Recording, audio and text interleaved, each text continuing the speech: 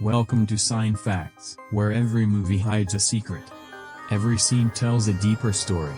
And every frame contains details most viewers never notice, from legendary blockbusters and mind-bending science fiction to dark thrillers, unforgettable horror, and hidden cinematic gems. We explore the facts, theories, Easter eggs, behind-the-scenes secrets, and untold stories that make movies truly unforgettable. This isn't just watching movies, this is discovering what lies beneath them. Subscribe to Sign Facts, and step beyond the screen. Sheep normally give birth in spring, but one lamb in this flock was strangely born in winter.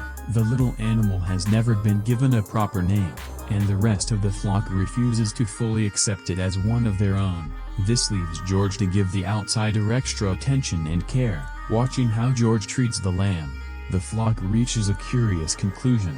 George cannot possibly be a sheep. If he were, he would understand what the winter lamb truly is and why it doesn't belong with them. George's farm sits near a small town called Denbrook, home to several familiar figures. Calb is another local shepherd. Ham is the town butcher. Bate runs the inn. Reverend Hillcoat lives at the church, and George's relationship with him is tense, personal, and hard to fully understand. One day, George walks into the church, goes straight to the collection plate, and drops a thick stack of money onto Ida, a donation far larger than anyone would expect. In a letter he's writing, George invites an unknown recipient to come to Denbrook and see the flock in person. Whoever Rebecca is, George clearly believes it's important that she finally meet his sheep. The next morning, the animals grow excited when they spot Calb's truck approaching the farm. They're fond of him and immediately start speculating about why he's come. A mischievous pair of twin sheep considers ramming Calb's polished truck and leaving a few dents, but Lily quickly shuts the plan down. In her view, damaging property is only acceptable when there's a proper reason for it. Since Calb has shown up with his truck, the flock wonders if George plans to merge the two herds. That theory falls apart almost instantly. George forcefully shoves Calb out of the caravan, making it clear that something uncomfortable has just happened inside. The sheep watch from a distance and decide the moment is too upsetting to hold on to, so they resolve to erase it entirely. Most sheep in the flock can deliberately forget anything they no longer want to remember. Mapel is the only exception. His memory never fades, no matter how hard he tries. Because of this, the others warn him never to bring up Calb's visit again. They count to 3 together, and in a single moment, the whole flock wipes the event from their minds. Meanwhile, a reporter arrives in Denbrook to cover the town's upcoming cultural festival. Around the same time, Bate notices a letter at the post office addressed by George to a woman named Rebecca Hampstead. The envelope catches her attention because the paper is scented with roses. She and the postwoman start gossiping, both concluding that anything written on perfumed stationery must be romantic.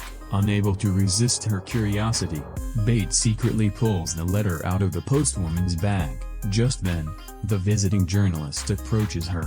Looking over the festival preparations, he sees only 3 tiny tables set up in the open and is immediately disappointed to him. This can hardly be called a festival. He introduces himself as Elliot Matthew, a minor journalist for the Gazette who has spent years hoping to land a big story that would finally advance his career. Instead, his editor has sent him to cover this insignificant rural celebration, and he knows an article about Denbrook won't earn him any recognition, let alone a promotion. Lily approaches him and demands he pay the entrance fee, with no interest in his frustration or ambitions as far as she's concerned. Business is business. Unimpressed by the town and its festival, Elliot leaves. That night, a heavy storm rolled across the countryside, rain hammering the farm as thunder shakes the sky. The young lambs, frightened by the noise, are comforted by Sir Richfield with an old story. The clouds above were once sheep. Whenever those cloud sheep notice the earth drying out, they dance across the heavens to bring rain, so the clover and grass can grow again. Every member of the flock has been taught that sheep never truly die, they simply rise into the sky and become clouds. Though none of them remembers exactly how the transformation happens, Mappel knows the story is false. His perfect memory tells him no sheep has ever witnessed or explained such a thing. Still, he supports Sir Richfield's tale because it calms the frightened lambs. Elsewhere in Denbrook, Reverend Hillcoat locks George's generous donation inside a safe. At his shop, Ham methodically sharpens his blades. Meanwhile, Bate finishes reading the stolen letter and becomes overwhelmed with anger at its contents. At almost the same moment, Elliot loses control of his car and crashes into a tree. The wrecked vehicle is eventually towed away, and as Elliot leaves the scene, he notices a sudden flash of light in the distance. Moments later, someone knocks forcefully on the door of George's caravan. By morning, the storm has passed. The sheep wake, leave their shelter, and wander into the field where they find George lying motionless on the ground. At first, Lily assumes he's playing some strange game. Mappel checks more carefully for a heartbeat, and after a moment, understands the truth. George is dead. Lily refuses to accept death. To her, is something that belongs in the mystery novels George reads aloud, not something that happens in real life. Confused and frightened, she asks whether George will now rise into the sky and become a cloud. Mappel gently explains that only sheep get that fate, not humans. Lily lowers her head and rests it against George's hand. The devastating news soon spreads through the flock. Their shepherd is gone, and none of them know what happens next. George gave them food, medicine, entertainment, and protection, and without him they have no idea how they'll survive. Unable to bear the grief, Lily suggests they erase George from their memories. Mappel objects. Forgetting him won't solve anything, and once the memory is gone, they may never get it back. The others ignore his warning and prepare to count to 3, ready to erase their shepherd from their minds forever. Before they can finish, Sebastian suddenly returns. The enormous ram refuses to let the flock forget George so easily, insisting their shepherd must stay in their memories because a true friend should never be discarded just because remembering him hurts. Sebastian explains that George once gave him justice when no one else would, and now George deserves justice in return. He also reminds the flock of an uncomfortable truth: George raised them for their wool, and as far as the sheep understand, wool is the only reason humans keep sheep at all, and none of them has ever considered that a sheep might be raised for some other purpose. At that moment, one of the lambs steps forward and asks a simple question that changes everything. Why would anyone kill George? In every mystery George used to read at night, when someone was found dead, it usually meant they'd been murdered. The idea catches Lily's attention immediately. Until now she'd only been trying to understand George's death. Suddenly she starts looking at it as a case to be solved. Before long, the police arrive at the farm. Calb is already there, having been the first to discover George's body. Ham, the local butcher, joins the growing crowd and immediately starts counting the sheep, which makes Lily suspicious. Studying the scene, she notices something doesn't add up.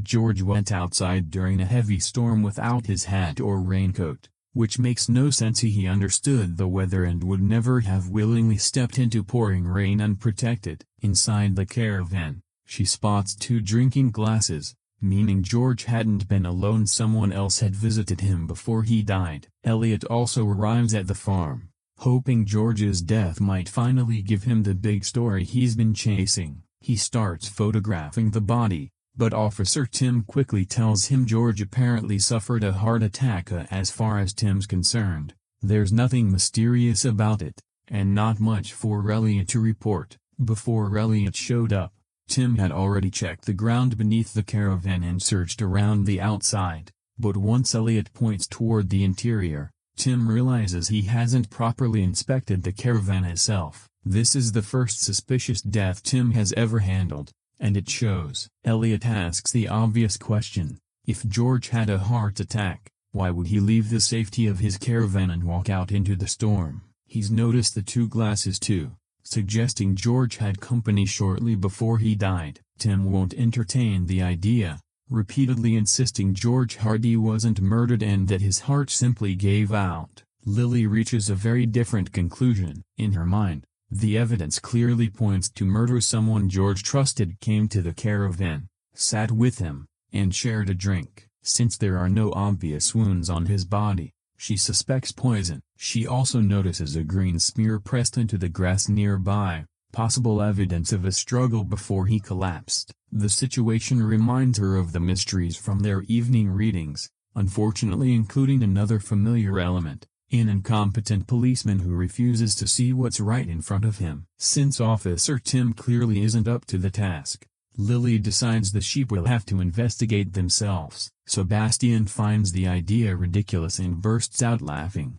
reminding her they're only sheep with no experience investigating murders and certainly not clever enough to outthink a human killer. He admits Lily may be the smartest sheep alive, but asks her an uncomfortable question: how much of the world has she actually seen? Lily has never traveled beyond George's farm. Everything she knows about crime comes from the books George read aloud. Sebastian believes the investigation should be left to humans, who understand their own world far better than sheep ever could. Lily refuses to give up. She organizes the flock and orders everyone to search for evidence, starting by asking whether anyone saw someone near the caravan during the storm. The unnamed winter lamb claims it saw George's ghost as the night was too dark to make out the figure clearly, but whoever it saw carried George's familiar scent. The others aren't sure what to make of this strange clue. Before they can discuss it further, church bells begin ringing from Denbrook,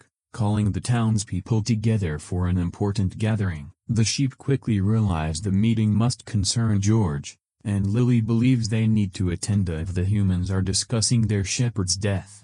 There may be information there that could help solve the case. Sebastian reminds them of another serious problem: their hooves have only ever touched grass and soil. None of them has ever left the safety of the farm, crossed the road, or gone into town. His warning proves accurate. When Lily and Mapel finally reach the edge of the property and see the road stretching ahead, both sheep are overwhelmed with terror. The hard surface, the passing vehicles, and the unfamiliar world beyond the fence are too much, and neither can force their hooves forward. Lily becomes so frightened she lies down beside the road. Then she notices a chicken casually crossing it, not pausing or panicking, seemingly unaware of any danger, simply walking from one side to the other as if the road were no different from a farmyard path. Embarrassed but encouraged, Lily and Mapel lean against each other and begin moving. Step by nervous step, they cross the road together and reach the other side.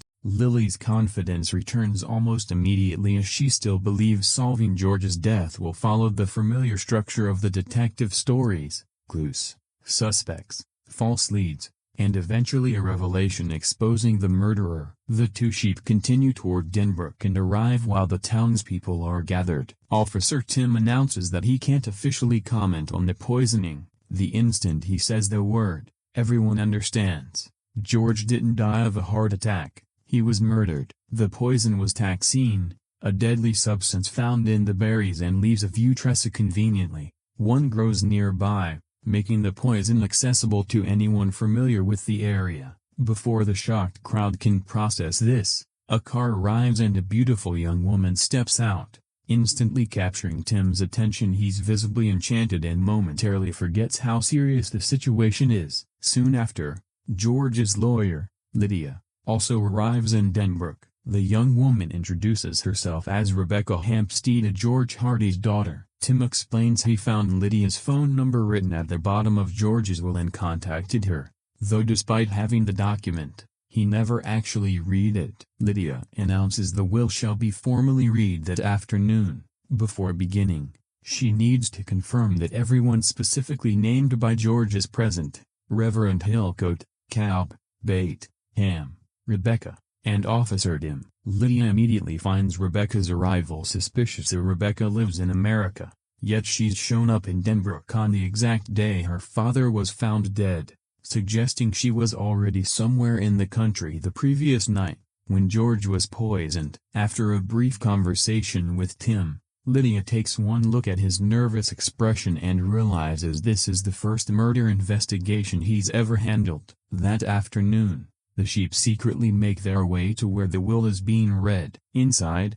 Tim questions Rebecca about her travel schedule. Wanting to know whether she only arrived in the country that morning or was already present when George was killed, Rebecca says her flight landed the previous evening at 7 p.m., but insists she didn't come to Denbrook until today and had never visited the town before. Watching her closely, the sheep notice something strange in her expression as she appears to be smiling, yet her eyes are filled with fear. A moment later she starts crying, explaining she was supposed to meet George that day. She'd traveled all this way expecting to see her father, only to learn he'd died before they could speak. While everyone's attention is on Rebecca's emotional confession, Mapel becomes distracted by a carrot outside a window. Driven by hunger, he tries to squeeze through the opening to reach it, pushes his head too far, and gets stuck, leaving the others to keep listening while he struggles uselessly against the frame. Back in the room, Rebecca reveals another surprise. George also had a son. She explains she has a twin brother named Peter, though the two have never met. Peter has been living in South Africa, separated from both Rebecca and their father. Elliot has also managed to sneak into the gathering, hoping to overhear something worth publishing. Lydia quickly spots him and orders him to leave, telling him the reading is a private legal matter he has no right to attend. He's pushed out before hearing everything. Meanwhile, a pillow left outside to dry shows a noticeable green stain similar to the mark found near George's body. Lydia confirms she's contacted Peter and asked him to attend the reading as well, then explains the unusual situation around George's will. 2 months earlier, George sent her a completed copy of the documento, but that's not the version she intends to read today. Officer Tim found a newer will on George's table inside the caravan, written only 3 days before his death. Lydia opens the new will and begins reading George's final message. In it, George claims he has unfinished business with everyone gathered in the room, and that among those present are several hidden identities: a fool, a terrible shepherd, a spring lamb, a winter lamb, a victim, and 2 murderers. The sentence causes immediate chaos. Everyone starts accusing everyone else, arguing over who might be the fool, who the bad shepherd is, and what he meant calling people spring and winter lambs. More disturbingly, the will clearly states 2 killers are among them, and mentions a victim, suggesting George may not be the only person marked for death. The group starts wondering who the second victim could be and whether the murderers are already preparing to strike again. Lydia continues reading. George leaves his son Peter 300 acres of land at the same property currently leased and worked by Cal. Rebecca receives the adjoining 300 acres, which include George's farm along with the land. She inherits his caravan, the barn, and the entire flock. The sheep now belong to Rebecca. In George's earlier will, the rest of his estate had been promised to an animal welfare charity. The newer version changes that completely, leaving all his remaining possessions to Rebecca as well. At first, the additional inheritance doesn't sound especially valuable: 3 bags of fertilizer. Then Lydia reveals the final item: Rebecca has also inherited $30 million. The whole room is stunned. 2 years earlier, George had developed an effective treatment for ORF, a disease that commonly affects sheep. He patented the remedy and sold the rights to a major agricultural company, earning $30 million from the sale. At that exact moment, Mapel finally pulls his head free from the window. Unfortunately, the sudden movement sends a stack of nearby objects crashing to the floor, interrupting the will reading. Officer Tim steps outside to investigate, expecting to find someone hiding near the building. Instead, a frightened Mapel comes charging toward him with thick wool hanging over his eyes blocking his vision. He can't see where he's going, slams directly into Tim, knocks past him, and races straight into the inn. What follows is complete destruction. Unable to see anything in front of him, Mapel crashes into furniture, topples decorations, and sends objects flying in every direction. The quiet legal gathering dissolves into panic as everyone scrambles to avoid the blind, rampaging sheep. During the chaos, Tim notices something important. Bates is holding George's letter. Before he can confront her, Mapel charges into a window, and the impact finally stops his rampage. Someone offers him food to calm him down, and once he's distracted, The townspeople guide him back outside. As the sheep are removed from the building, Calb remarks that the flock desperately needs someone capable of controlling Ida. In his opinion, they can't survive without a proper shepherd, especially with Sebastian among them. Calb describes Sebastian as the enormous, uncontrollable ram George once brought home from a traveling carnival. After the gathering settles, Elliot approaches Officer Tim and asks whether he's ready to give an official statement about the investigation. Tim refuses as he doesn't want to speak publicly with no suspect and very little understanding of what happened. Elliot tries a different approach, pointing out that they both need something. He needs a worthwhile article,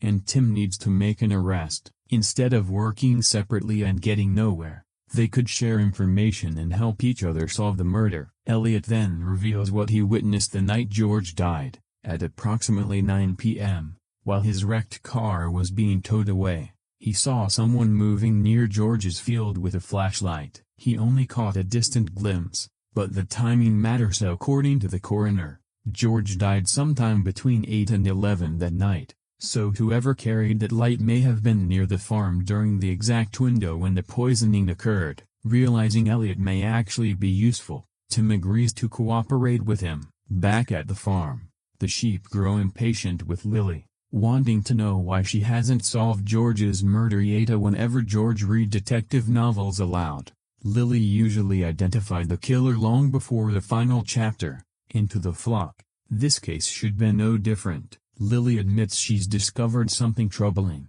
Mysteries in books are much easier than real life. In a novel, every clue is deliberately placed by the writer, and everything eventually fits together. Here, the evidence is confusing, the suspects lie, and she can't tell which details matter. While the sheep are discussing the investigation, they notice Rebecca outside, moving across the property with a flashlight, carefully searching the ground as if she's lost something important. The unnamed winter lamb walks toward her without fear. The rest of the flock studies Rebecca closely. Her scent is strangely familiar. She smells like George, even though she doesn't resemble him physically. The sheep come up with their own explanation. Perhaps Rebecca was also born in winter, and maybe that's why George kept her away, just as the flock refuses to fully accept the unnamed winter lamb. Several of the less intelligent sheep immediately decide Rebecca must be George's murderer. To them, her secretive searching and unfamiliar presence are enough to prove her guilt.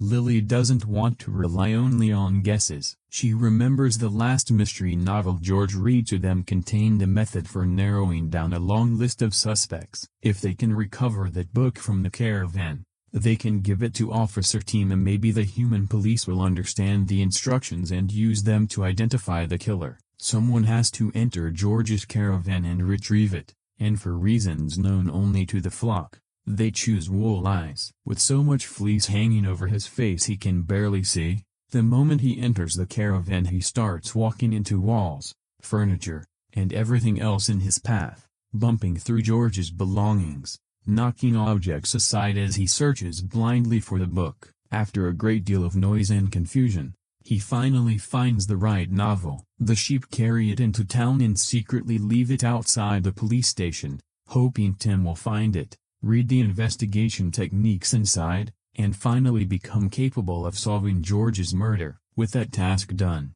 Lily seeks out Sebastian, wanting to know what Calb meant when he said George found him at a carnival, as she's never seen one and doesn't understand what kind of place it is. Sebastian explains that a carnival is filled with music, games, bright lights, and mechanical rides. During the day, families would arrive with their children, who'd stroke his wool, offer him food, and treat him like a harmless attraction. For a while, Sebastian enjoyed the attention. Then he grew larger, and once he became too powerful for children to safely approach, his role at the carnival changed. After dark, once the ordinary visitors had gone, the carnival workers would lead him into a ring and force him to fight a dog. Night after night, Sebastian had to defend himself while men watched, the battles continuing until he was injured and bleeding. He had no flock to protect him and no shepherd willing to stop the cruelty. Then one night, George discovered what was happening, paid the carnival workers, and took Sebastian away.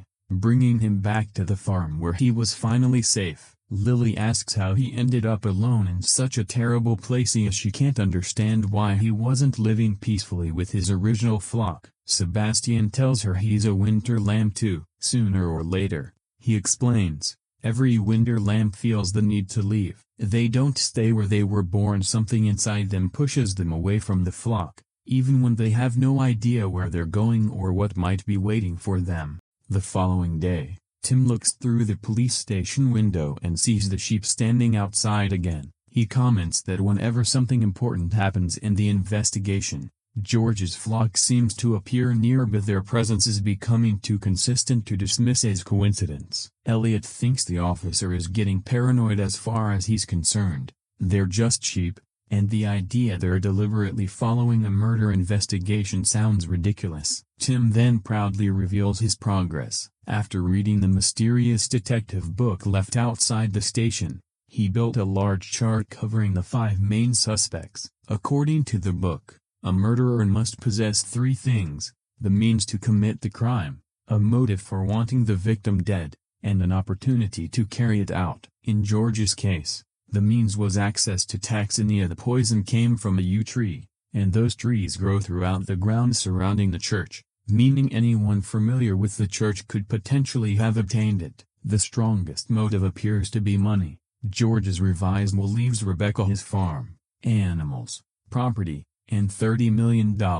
None of the other suspects benefits from his death as much as she does. Tim now needs to determine who had the poison, a reason to murder George, and the chance to visit the farm during the estimated time of death. Whoever has all 3 becomes his primary suspect. Armed with this method, Tim starts questioning everyone connected to George. He begins with Ham, who believes the murderer must be someone named in George's will, and points out that George was a vegetarian, suggesting he probably disliked or distrusted a man whose livelihood depended on killing animals. Tim next confronts Spade about the letter he saw in her possession. She refuses to admit she stole it, instead claiming the postal service made some sort of error and the letter somehow ended up with her by mistake. Tim doesn't seem convinced. He then asks Calb why he visited George's farm the morning the body was discovered. Calb explains that George had recently cancelled his lease on the 300 acres he'd been working,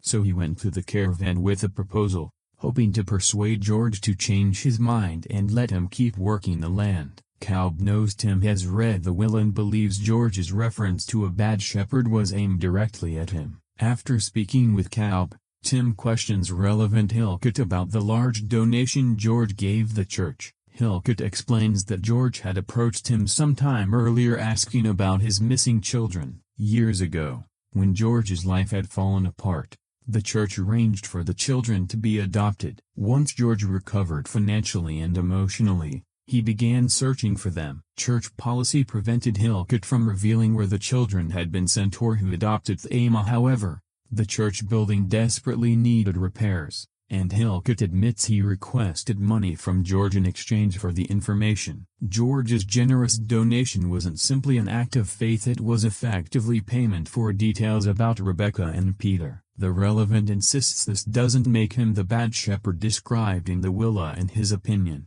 that title clearly belongs to Calb. Tim eventually turns to Rebecca, asking where she was between 8 and 11 on the night George was murdered. She says she stayed at a hotel near the airport, watching television in her room, and claims she never traveled to Denbrook that evening. Tim then surprises her by using another name, Chastity Cramps. Rebecca Hampstead isn't the name she previously used. At some point she legally or unofficially changed her identity. During a background check, Tim discovered Rebecca had once been connected to a known criminal, even sharing a bank account with him, raising the possibility she'd been involved in his activities. Rebecca says the relationship ended 3 years earlier and insists she had no idea the man was a criminal, and that sharing an account with him doesn't make her guilty of anything. Tim asks whether she's ever been near the yew trees surrounding the church. She says clearly she hasn't. He then asks whether she'd visited George's farm before the morning his body was discovered. Again,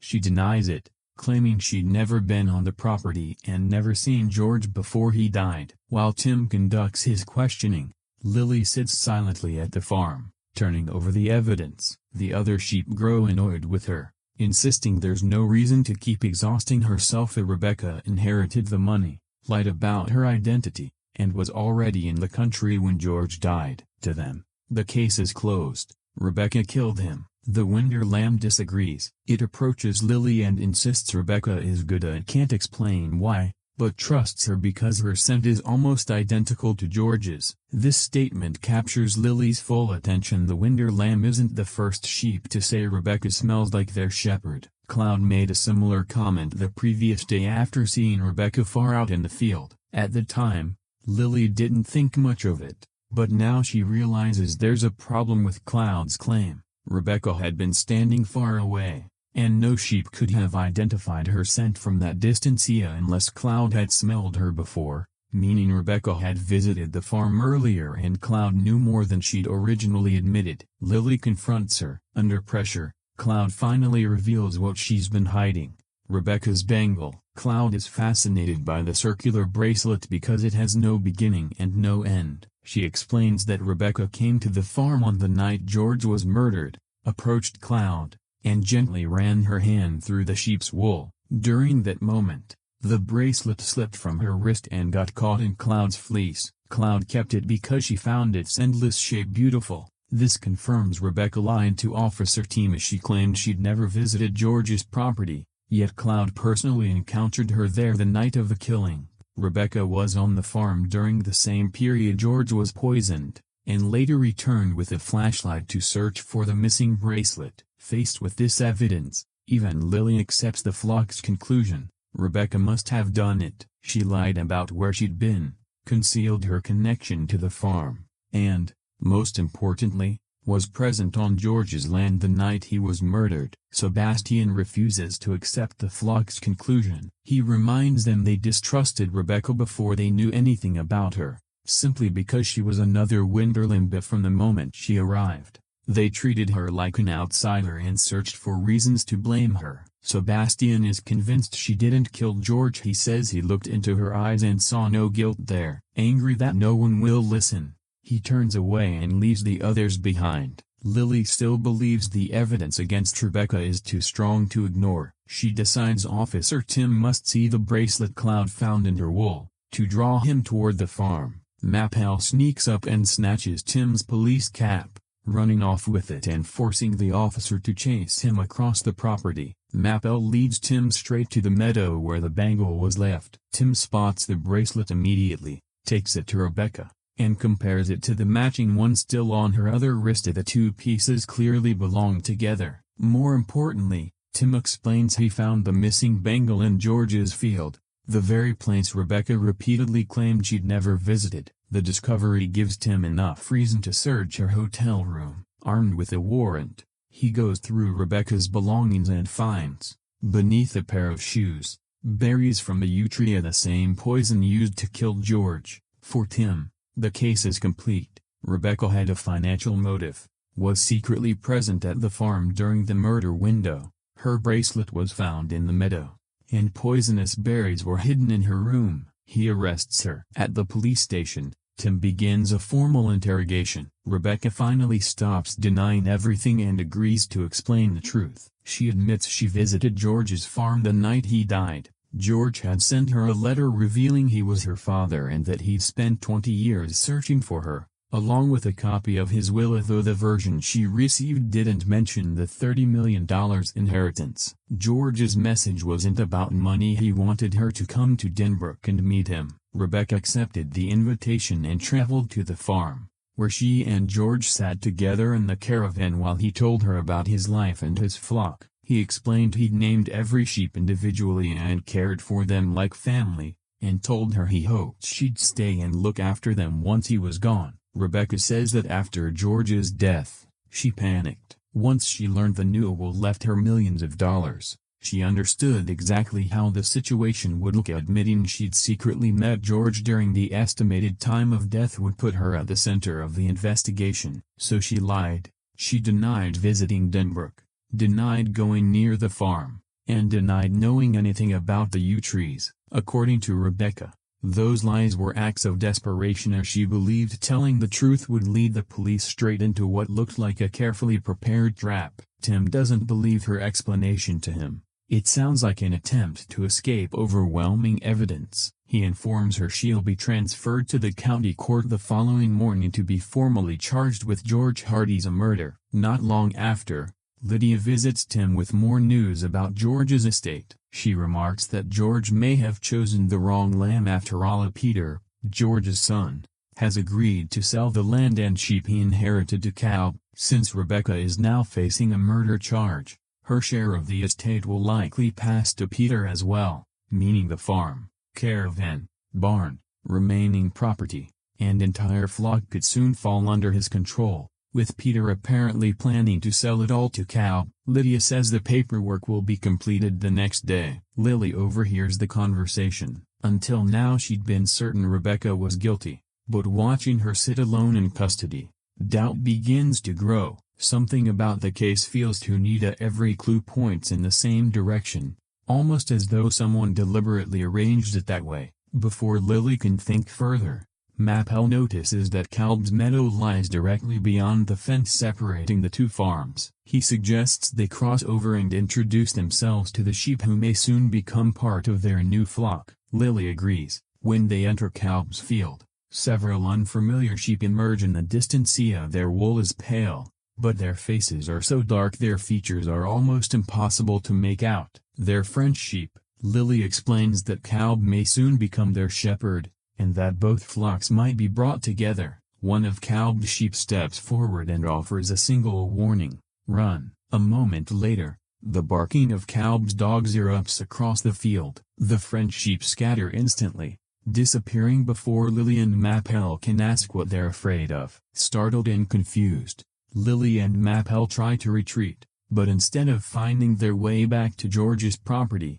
they wander deeper into Calb's land and accidentally enter his barn. Inside, they find stacks of large cardboard boxes, each marked Denbrook Meats. The meaning is horrifyingly clear. Calb and Ham have gone into business together. The shepherd supplies the animals, and the butcher turns them into meat. Before Lily and Mappel can escape, Calb's dogs enter the barn and spot them immediately. They run, racing between boxes and farm equipment while the dogs charge after them, snapping at their legs. With nowhere to hide and no path back to the meadow, the sheep seem trapped. Then Sebastian arrives, throwing himself between the dogs and the others, attacking with all his strength. He drives one dog back, then turns on the next. The fight is violent and desperate, but Sebastian refuses to retreat until Lily and Mappel are safe. Eventually the dogs flee as Sebastian has saved them, but the battle has left him gravely wounded. He collapses on the barn floor and can't rise again.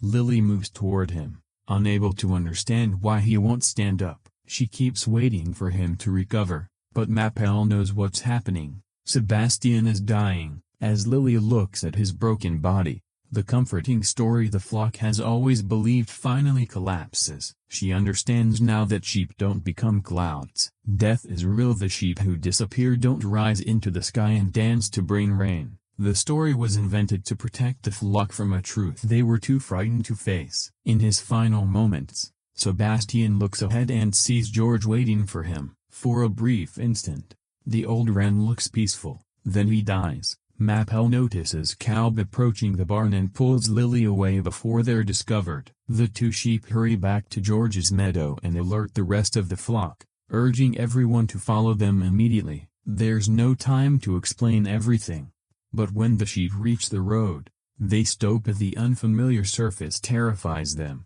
just as it once terrified Lily and Mappel, and none of them will cross. Lily tells them what happened. Sebastian is dead, and if they stay on the farm until morning, they may all suffer the same fate. Calb doesn't raise sheep only for wool. He sends them to Ham, and Ham turns them into food. The flock reacts with horror, but not in the way Lily expects. They accuse her of saying cruel, unbearable things. They don't want to hear about death, meat, butchers, or what happened to Sebastian. Rather than face the truth, they choose the solution that's always protected them: They decide to forget. Lily begs them to stop, but the flock counts together anyway, and within moments they erase her warning, Sebastian's death, and the danger posed by Cal. Come again. They turn around and walk back into the meadow. Lily is devastated. She asks Mapel whether this was truly the first time she'd ever watched a sheep die. He quietly tells her it wasn't because his memory never disappears. He remembers every terrible event the flock has chosen to erase. He remembers the sheep who vanished, the friends who never returned, and the painful truths the others couldn't bear. But perfect memory doesn't preserve only suffering. Mapel also remembers good things: his mother's face, companions from long ago, moments of comfort, kindness, and safety that would otherwise have disappeared forever. And Lily will remember Sebastian. Mapel knows carrying those memories will hurt, but forgetting them would make everything Sebastian did meaningless. If Lily erases the truth, she'll lose the knowledge she needs to save the rest of the flock. Memory, he explains, is what allows those they love to keep existing. Lily still feels overwhelmed. She begins walking toward George's caravan, intending to forget everything at the pain of George's death. Sebastian's sacrifice, and the flock's betrayal is simply too much. Then she sees George sitting in front of her. Lily freezes and asks whether he's truly there. George tells her he can appear because Lily refused to forget him. Her memory has kept him alive inside her. Just as Mapel said, George assures her Cal won't take the flock. Lily is going to save them. To do that, she must discover who actually murdered him. Once the real killer is exposed, Rebecca will be released, inherit George's farm and sheep as intended, and keep them out of Cal's hands. Lily asks how she's supposed to solve a case that's already fooled both the police and the entire town. Then she remembers the green mark on George's hand. Until now, everyone assumed it came from grass, but Lily suddenly realizes that assumption was wrong. The stain wasn't made by grass at all. The final piece falls into place, and Lily understands who killed George. At that moment, the unnamed winter lamb approaches and offers to help. Unlike the rest of the flock, it has never erased its memories, and remembers what it saw the night of the murder. It may be able to communicate the truth. Lily begins preparing a message for Officer Tim, having the lamb place one front leg into yellow paint and the other into blue, with its hooves coated in two different colors. The lamb travels to the police station. Rebecca watches from her cell as it enters. Guided by Lily from outside, the winter lamb drags its painted hooves across the floor, one color forming a line, then another rough marks, but a deliberate pattern. By the next morning, Tim discovers the painted message. Rebecca tells him exactly what happened. A lamb made the markings, but it wasn't acting alone. And other sheep stood outside directing every movement. Tim studies the strange drawing carefully. Two separate colored lines have been drawn, both leading toward a point, one pointing toward Rebecca, another figure on the opposite side, with the space between marked green. Even though the lamb only used yellow and blue paint, Tim can't understand what the drawing means. Frustrated, he wipes his hand across the painted lines to erase them, and as the two colors blend beneath his palm, the yellow and blue combine and turn green. Even then, he fails to recognize the message. A short while later, additional officers arrive to transport Rebecca to the county court. Tim brings her out of the cell and officially hands her into their custody. Once the transfer form is placed in front of him, he signs it and prepares to let them leave. Then his attention shifts to the winter lamb, both front legs still covered in paint, one hoof yellow, the other blue. Tim looks down at the green stain on his own hand, then back at the lamb. In that instant, he finally understands what Lily was trying to show him. He immediately stops the officers from taking Rebecca away. She didn't murder Georgia. Tim now knows who did. From the moment Rebecca arrived in Denbrook, every clue seemed designed to make her the obvious suspect. She lied about visiting George's farm. Her bracelet was found in his meadow. Berries were discovered beneath her shoes. She inherited the land, the sheep, and $30 million.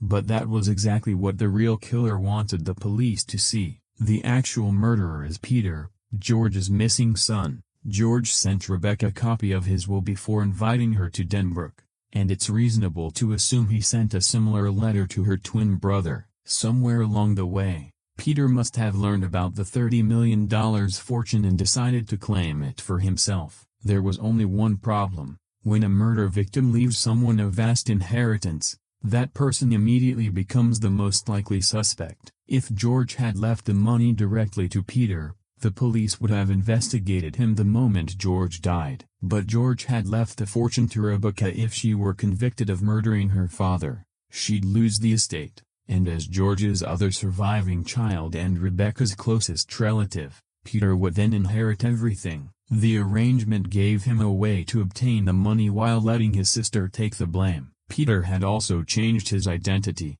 just as Rebecca once changed hers. He was now calling himself Elliot Matthew, while the struggling Gazette reporter supposedly sent to cover Denbrook's tiny cultural festival was actually George Hardy's son. He was also the shadowy figure the Winter Lamb saw near the caravan the night of the murder. Because Elliot carried George's scent, the lamb mistook him for the shepherd's ghost. The resemblance wasn't imaginative, they shared the same blood. Unlike Rebecca, Elliot had already been living in the country for some time. George had told him Rebecca was planning to visit the farm, giving Elliot the perfect chance to build his plan around her arrival. He came to Denbrook pretending to be an annoyed journalist assigned to the festival, made sure everyone saw him mock the event and leave town, and the car accident then gave him a believable reason to stay nearby without appearing suspicious. That evening, Rebecca secretly visited George as promised. After she left, Elliot went to the caravan.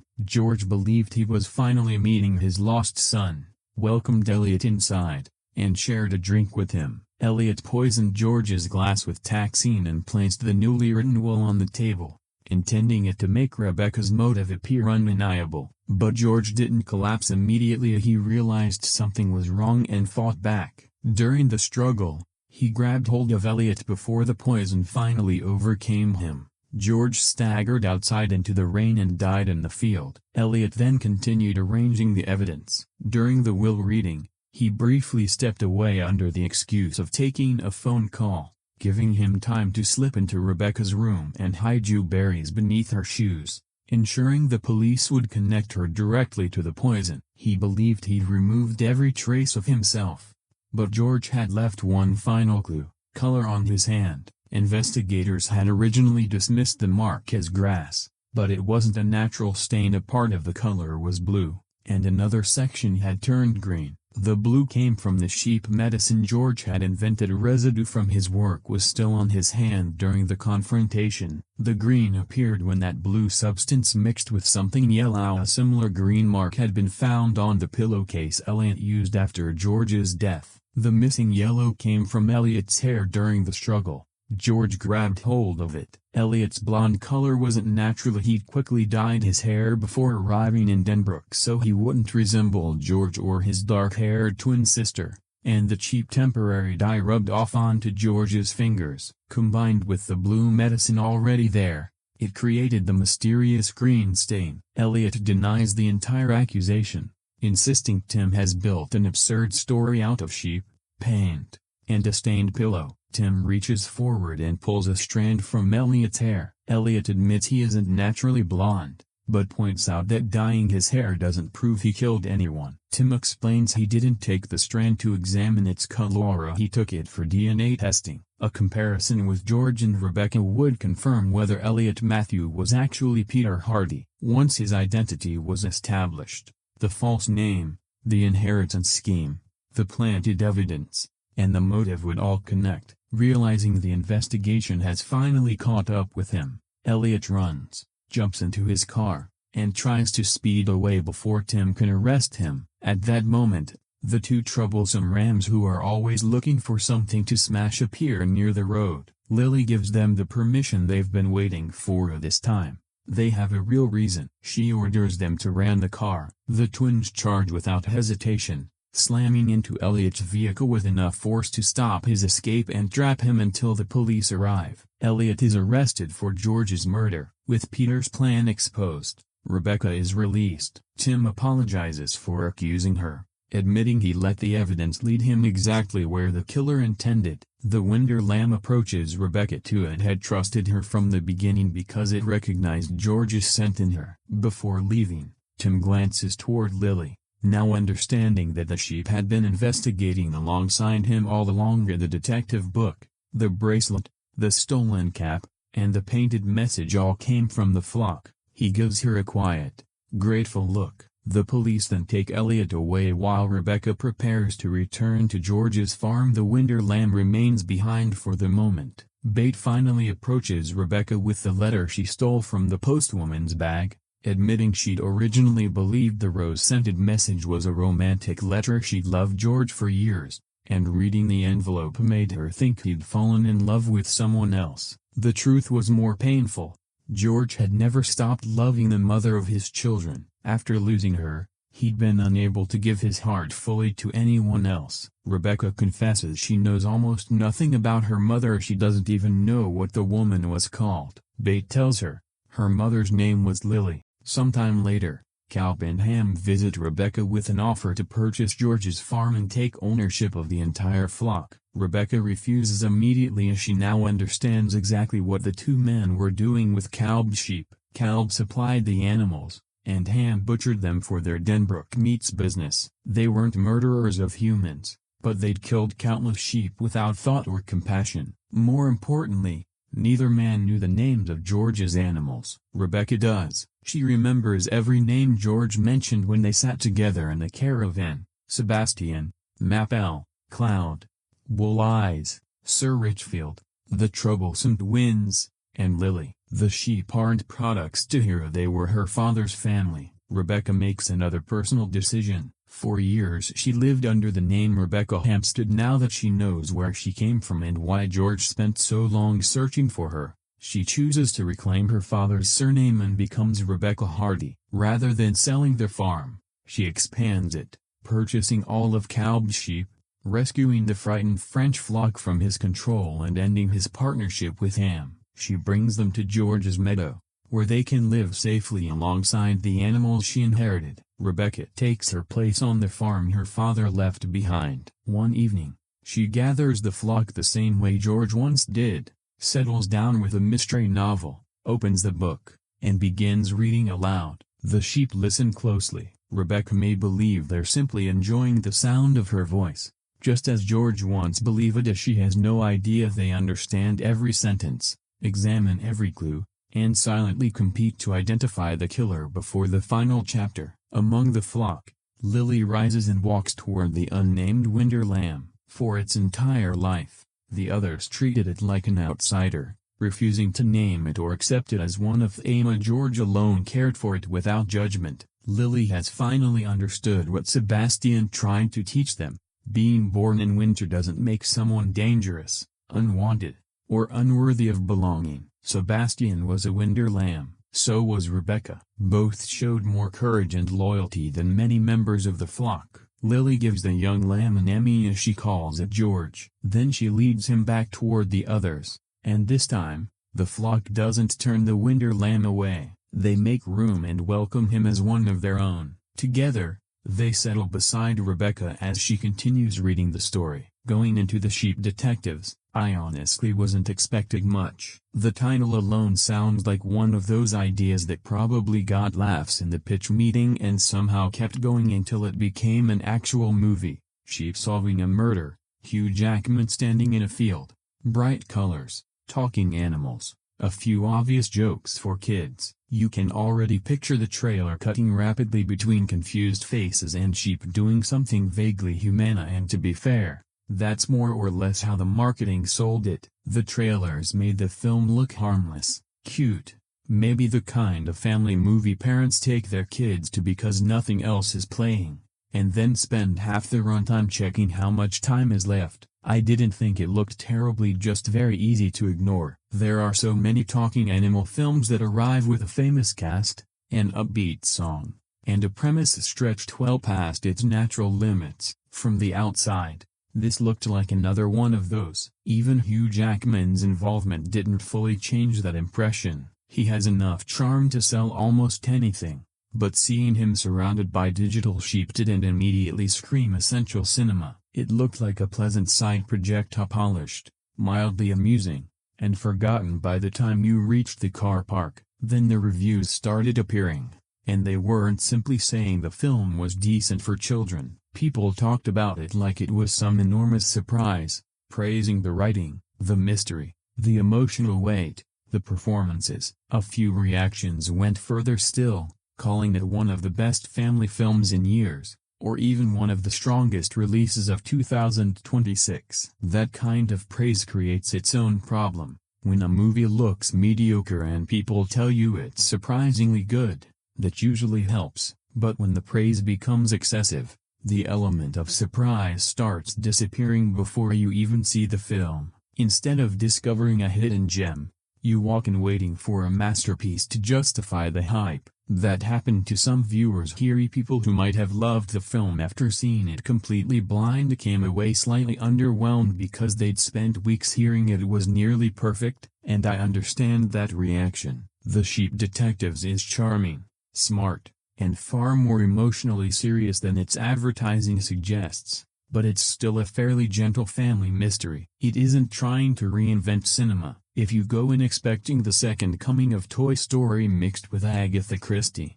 you may spend too much time measuring it against the praise instead of simply enjoying what it does well. My own reaction landed somewhere between those extremes. I didn't expect to dislike it, but I definitely expected it to feel more disposable than it does. What caught me off guard was how sincere the film is. It never seems embarrassed by the sheep. It doesn't spend the whole time nudging the audience and saying, "Isn't this ridiculous?" The premise is ridiculous, obviously, but the movie treats the characters' emotions and the murder itself with real respect, and that makes a huge difference. A weaker version of this film would rely almost entirely on the gimmick. The sheep would wear detective hats, make endless wool jokes, and stumble into the answer by accident. There'd probably be a dance sequence before the credits. The absurdity gets you through the door, but it isn't the only thing holding the movie together. The marketing also undersells how strange the target audience actually is. On the surface,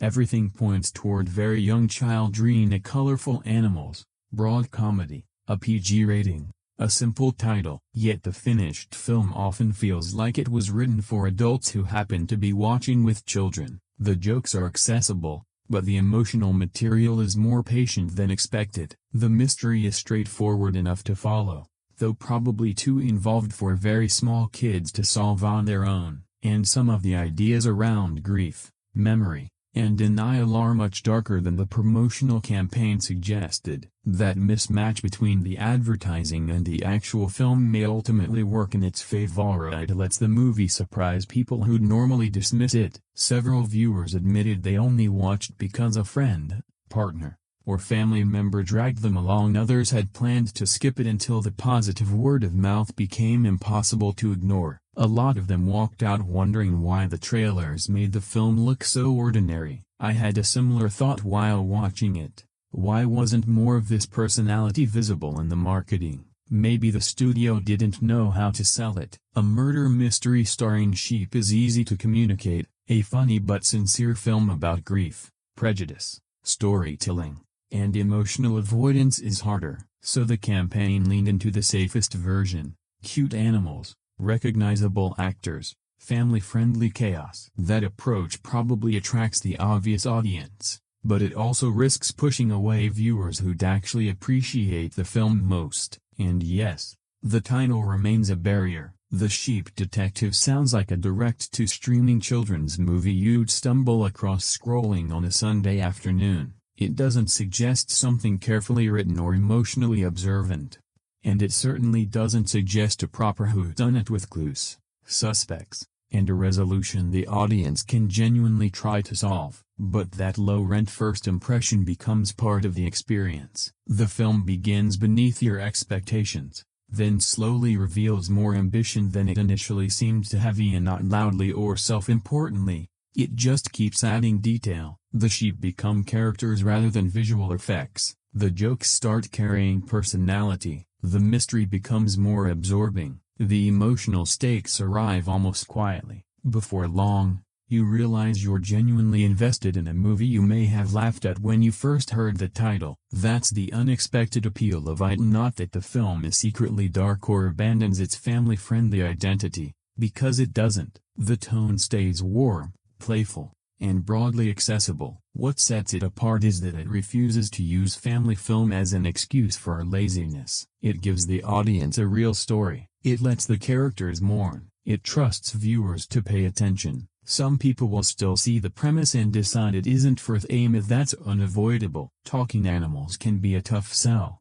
especially for adults who immediately associate them with loud, disposable children's entertainment. Others may arrive after hearing endless praise and wonder why the movie isn't more groundbreaking. But for viewers who go in with reasonable expectations, The Sheep Detectives has a good chance of becoming one of those rare films that feels much better than it had any right to be. I expected something cute and forgettable. Instead, I got a film with actual personality, a one that understands its own silliness but doesn't hide behind it, that can make you laugh at a sheep attempting detective work and then, a few scenes later, make that same sheep feel like a character worth caring about. That doesn't happen by accident, and it certainly wasn't what the trailer promised. The basic setup sounds like someone came up with it as a joke and then refused to let it go. George Hardy is a shepherd who lives quietly with his flock, looks after them, gives them individual names, and reads murder mysteries to them every evening. He assumes they're just standing there because,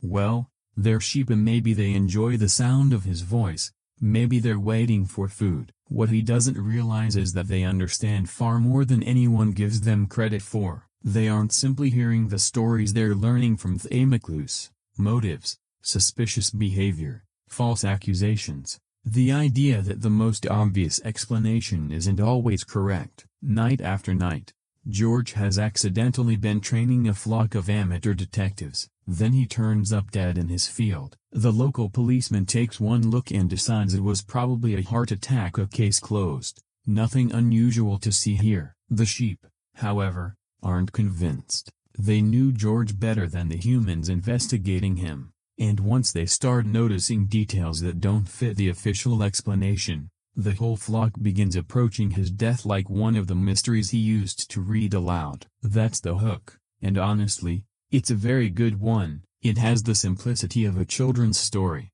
but there's real cleverness in how it's constructed. The sheep aren't detectives because the screenplay suddenly grants them magical knowledge when the plot needs it. Their ability to investigate has been planted through George's nightly routine. They understand the basic language of mystery fiction because they've spent years absorbing it without him knowing. So when they start discussing suspects and evidence, it doesn't feel completely random. Absurd, yes, but there's an internal logic to the absurdity. The film is based on Lenny Swan's 2005 novel 3 Bags Full. I haven't read the book, so I can't speak confidently about every change or whether the film captures the source perfectly.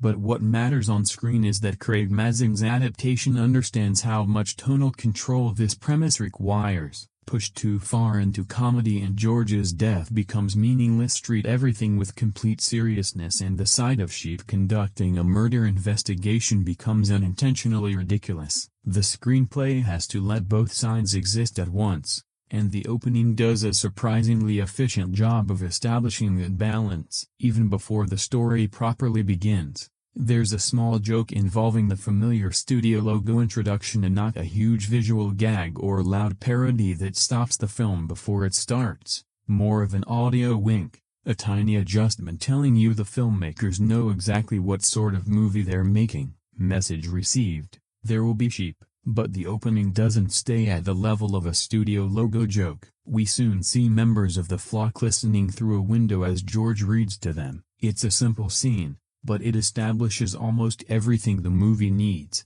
their curiosity, their attachment to George, the fact that they understand him, and just as importantly, that he has no idea. George treats them with genuine affection. He isn't presented as someone who sees the flock as a collection of interchangeable farm animals. They have names, personalities, and different relationships with him. He keeps them for their wool rather than sending them off for meat, which quietly tells us a lot about him without a dramatic speech. Hugh Jackman brings an immediate warmth to George. There's something slightly storybook-like about him, but not so much that he feels artificial. He reads to the flock because it's part of their life together. It's routine, comfortable, maybe a little eccentric, but sincere. That routine becomes far more important once he's gone. The film wastes very little time getting to the murder, which is probably the right decision. George has to be present long enough for us to understand why the sheep love him, but the story can't spend half the runtime pretending Hugh Jackman is going to lead the investigation. His death is what forces the actual protagonists of the sheep into motion. One thing the adaptation does well is spread attention across more of the flock,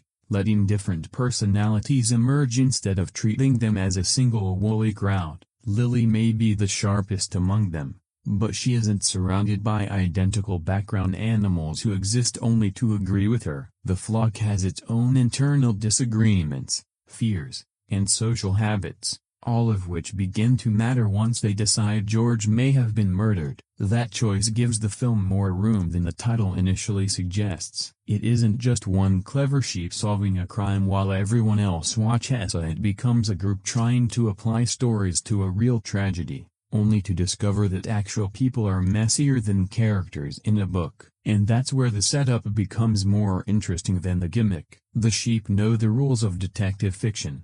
Someone must have had a motive. Suspicious behavior matters. Clues can be hidden in ordinary details. What they don't understand is the human world surrounding those clues: money, inheritance, resentment, family tension, social appearances. These things don't always translate neatly into sheep logic, so they begin the investigation with knowledge but not necessarily wisdom, and that distinction gives the premise somewhere to go. If they immediately understood everything, the story would be over in 20 minutes. Instead, the sheep have learned how mysteries are supposed to work, and now they have to discover how unreliable those rules become when grief and real human behavior enter the picture. There's also something quietly sad about their greatest connection to George becoming the tool they used to investigate his death. He gave them stories as an act of love, and after he's gone, those stories are what allow them to keep moving, to question what happened,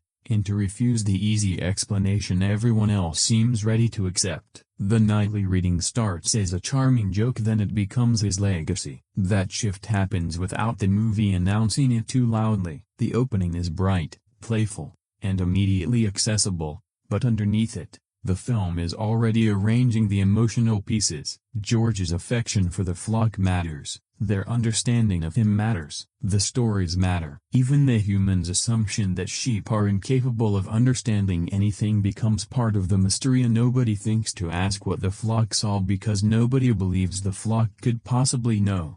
And of course, they know more than almost everyone. That's what makes the premise work, and not simply the image of sheep playing detective, funny as it is, but the idea that the most overlooked witnesses in the entire village may be the only ones paying proper attention. The film begins with a shepherd telling stories to animals he believes cannot understand him. Within a short time, those animals are using his stories to seek justice for him. It's ridiculous, it's oddly touching, and it gives the sheep detectives a much stronger foundation than its title has any right to promise. What impressed me most about the mystery in the sheep detectives is that the film actually bothers to make it a mystery. That sounds obvious, but with a premise this strange, it would have been easy to let the sheep do all the work, give them a few funny disguises, have them overhear the right conversation, then reveal the killer in one tidy speech, with the murder just an excuse for animal comedy. Instead, the film builds a proper cozy whodunit around George's death. Denbrook is exactly the sort of place where a story like this should happen. Quiet village, familiar faces, local traditions, a cultural festival meant to bring everyone together. It looks safe in the way small fictional towns always look safe just before a body turns up. Everyone knows everyone, which usually means everyone also knows half of everyone else's business, and George being found dead breaks that peaceful image almost immediately. At first, the case seems embarrassingly simple, because Police Constable Tim Derry barely treats it like a case at all. He assumes George suffered a heart attack and is ready to move on before the sheep have even finished looking suspiciously at the body. Tim is not exactly the great detective Denbrook has been waiting for. He's awkward, uncertain, and several steps behind the animals for much of the film. That could become annoying, and occasionally it does, but his incompetence serves a purpose. It gives the sheep a reason to act. If the police were already handling everything properly, Lily and the flock would have no place in the story beyond watching from the field. The sheep notice the official explanation doesn't feel right. They know George's habits, they were nearby, and they remember details the humans either ignore or don't realize matter. Because George spent years reading mysteries to them, they understand one very important rule: when the obvious answer arrives too quickly, it deserves another look. From there, the film opens up the suspect list. George's daughter, Rebecca, arrives under circumstances that make her easy to question. A family tension always looks suspicious in a murder story, especially when a relative shows up close to the time of death. Then there's Calb, the neighboring shepherd, friendly enough but occupying the sort of position that naturally invites doubt. Bate, the local innkeeper and festival promoter, knows the village and its people. Reporter Elliot Matthews comes to cover the festival and ends up staying because a murder is obviously the better story. The butcher, the reverend, the lawyer, everyone begins to look slightly different once the possibility of foul play enters the picture. Emma Thompson's Lydia Harbottle adds another familiar mystery ingredient when she arrives with George's will and reveals he was worth far more money than people realized. That inheritance doesn't automatically solve anything, of course, but it changes the mood. George is no longer simply a harmless shepherd with no apparent enemies. Money creates motives very quickly, or at least the appearance of them, and the screenplay understands how useful that is. Characters who looked eccentric or mildly suspicious before suddenly have a more believable reason to hide something. The film also understands that a good suspect doesn't need to be guilty, they just need one detail that feels wrong, a strange reaction, a missing piece of information, someone arriving at an inconvenient time, a person who seems too charming, too helpful, or too eager to explain themselves. The sheep detectives keeps introducing these little disturbances without making every character behave like an obvious villain. That matters, because the story is still aimed at a broad family audience. It can't become an extremely dense mystery where every line contains coded information and the solution depends on remembering the exact position of a teacup from 40 minutes earlier. But it also doesn't talk down to the viewer. The clues are there, you can follow them.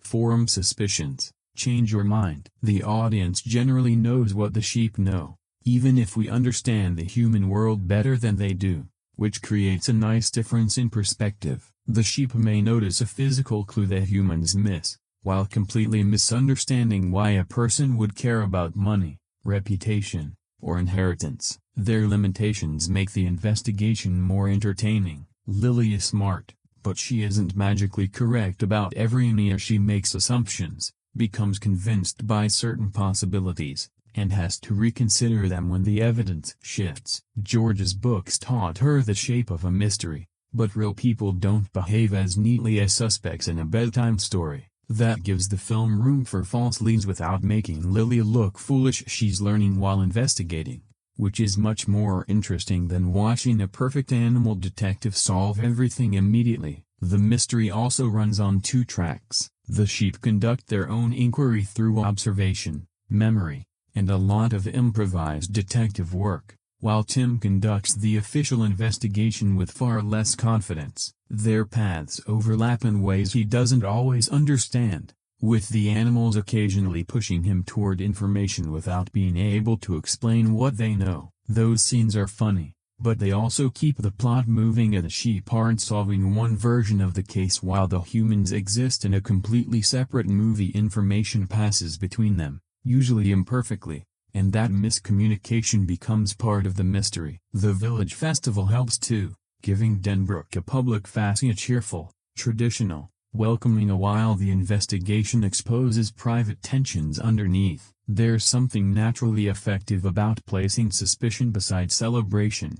Banners are up, visitors are arriving, People are supposed to be smiling, and somewhere in all of that is a killer. The film doesn't turn Denbrook into a place of total darkness. It remains cozy and visually inviting, but that surface pleasantness makes the uncertainty more enjoyable. Murder feels slightly absurd here, which is exactly why every local begins to attract attention. As for whether the mystery is difficult to solve, that depends heavily on how many whodunits you've watched. Some viewers will probably identify the killer or at least narrow the options early. The structure uses recognizable genre patterns, and some of the foreshadowing may stand out more clearly to experienced mystery fans. The strongest suspect is rarely the actual answer. Charm should never be trusted completely, and a newly discovered fortune is not an unfamiliar device. Still, predictability and fairness aren't the same thing. A mystery can be solvable and still satisfying. In fact,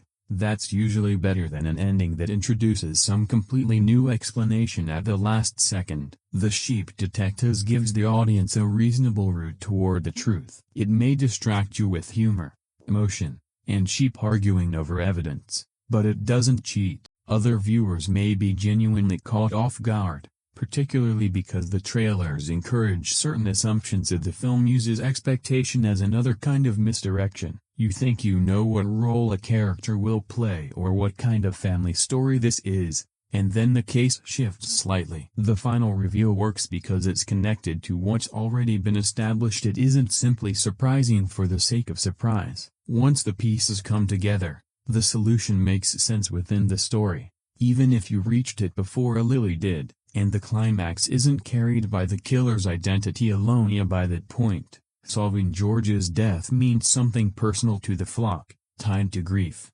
loyalty, and their refusal to let his memory disappear. So even if you predict the answer, there's still tension in watching the sheep reach it and in seeing whether the humans will finally understand what's been happening around them. That emotional investment gives a fairly traditional whodunit more weight than it might otherwise have. The film is especially effective as an introduction to the genre. Younger viewers get suspects, motives, clues, red herrings, and a final explanation without being buried under an overly complicated plot. They can enjoy the sheep even when they miss some of the details. Teenagers and adults can engage more directly with the investigation and probably notice the misdirection earlier. It's basically a murder mystery that understands not everyone in the audience has already watched 50 murder mysteries.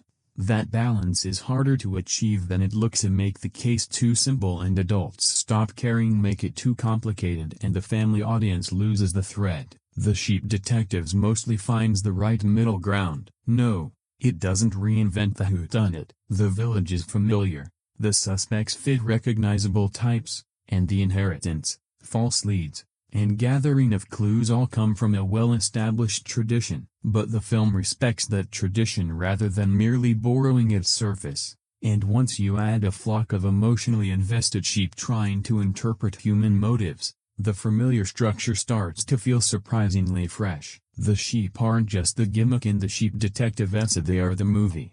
That distinction matters, because it would have been very easy to treat the flock as one big comic unit, a few different voices, some cute reactions, maybe one obviously clever sheep, and a crowd of background animals following along. Instead, the film gives them a social world, different personalities, private fears, and even their own deeply strange ideas about life and death. Lily is the center of it. She's the sharpest member of the flock, the one most willing to question what everyone else accepts. George is dead. The policeman says it was a heart attack, and most of the sheep could probably have settled into confusion and grief without ever pushing further. Lily can't notice. She notices too much, she remembers too much, and more importantly, she can't emotionally accept that George's death should be dismissed so easily. Her intelligence makes her the obvious detective, but the film avoids turning her into an animal version of Sherlock Holmes,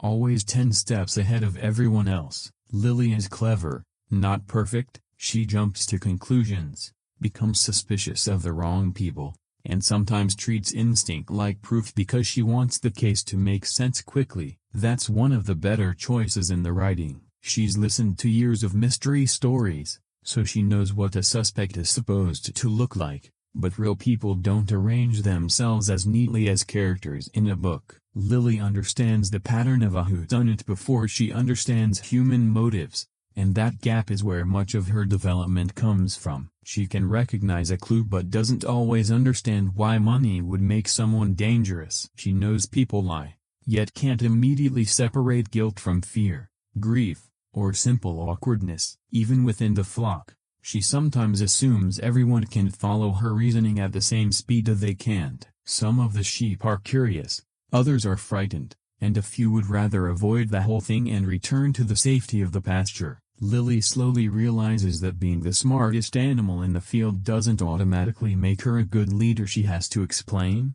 listen, and occasionally admit she's been wrong. That gives her more personality than simple determination. She's stubborn because George mattered to her, impatient because the humans are failing him, brave, but with that bravery mixed with grief and anger. Julia Louis-Dreyfus gives Lily enough authority to carry the investigation while still letting those little cracks show. The performance is funny without making Lily ridiculous as she can sound completely certain about something obviously based on faulty sheep logic, and then, a few scenes later, carry a genuinely emotional moment without the character feeling like she's suddenly changed movies. Mappel works as a useful contrast. He isn't driven in quite the same way as Lilia. There's a softer quality to him, something more compassionate and emotionally observant. He also has a different relationship with memory, which becomes important because remembering isn't simple in this flock. The sheep can apparently wipe away unpleasant memories. At first,